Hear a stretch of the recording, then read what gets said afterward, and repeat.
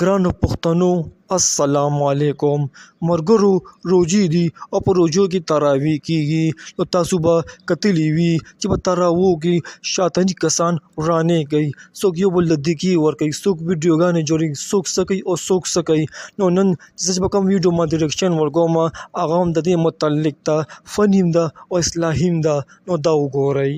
ورحمة الله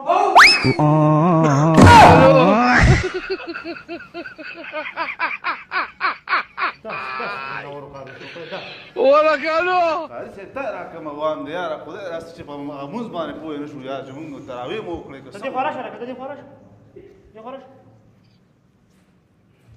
دا څه کوي دا روزي دا ټیک ټاک استغفر الله دې به خونه بس په دین پسې خنداګانې کې په اسلام پسې خندا کې په جمعات کې ټک ټاک جوړې تعالی شرم نه درځي ته دومره دی لایک او فالوورز لیونه کړی او کار چې په خپل قسم جهنمی دی غریبانه غریبانان دې نه خلاص دا شاته دا بل شروع کړي په مونږ دی پوه نه کړو ټک ټاک اوس راډیو جمعات ترالو خدا قبیلګر مولانا خبره ټیک وا اقرته نه ودرېږي خبره چې کله و چې روان نسل به ټول دمانی جمعات هم ته پاتې نشو دا دوه پیله جوړ کړو استاد بیا ما جوړ کړو د نن نه پس که په جمعات کې څه که په کلي کې د شاید بولیدو خدای شته بدره جمانه درکو په جوت په ودا مې وې بس او کار چې دا څنګه پکې څنګه شو خوري هر موضوع